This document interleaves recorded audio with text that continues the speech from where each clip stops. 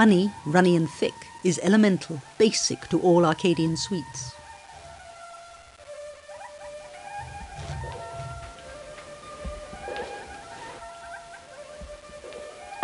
Canela Muruzzo adds store-bought sugar, ground cinnamon and cloves to her roughly chopped walnuts, and then builds layer after layer of the fine phyllo pastry and the nut mixture. Canela was raised on a farm. The family was nearly self-sufficient, eating their own produce. Her father Vangelis was a shepherd. Her mother Maria tended the animals, made cheese, bread, pasta and sweets with whatever was available. After high school, Canela realised she enjoyed baking. She learnt more from Ministry of Agriculture seminars. 10 years ago, her husband Vasilis, her brother and she opened a food market in Lagadia, but after 5 years they were driven out by supermarkets in the valley. Gradually they began to stock their shop with their own homemade goods, as this baklava. To finish the now baked baklava, the hot honey syrup is poured over it. Mole said, "In the middle of oat fields, dairy herds, fish from the lakes and the nearby Baltic, I make few Swedish recipes. People want volume, stews, thick soups, plates of ham and chunks of bread, and they want it for little money."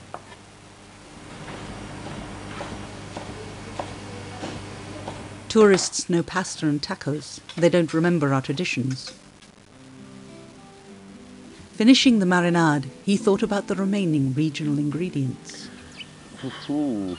Strong cheeses, goat's milk and sheep, but further up in the north, I should say.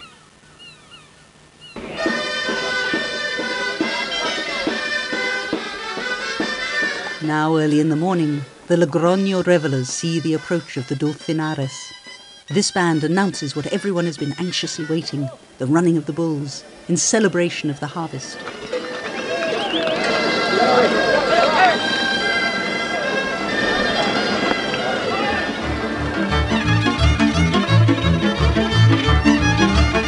It's also an area of wild horses and extraordinary horsemen who look after, round up and train the wild herds.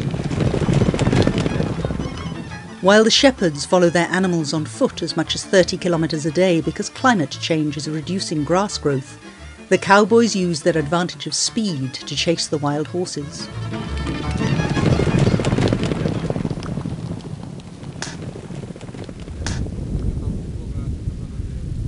The horsemen may chase herds too far to return home at night.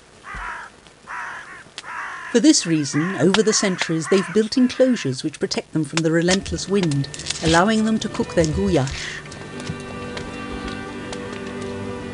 They carry what they need: a pot, pork fat, onions, salt and dried beans.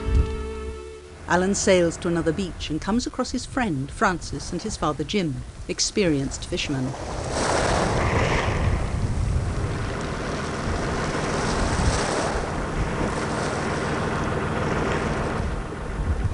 You know, in velvets? Velvets we're on.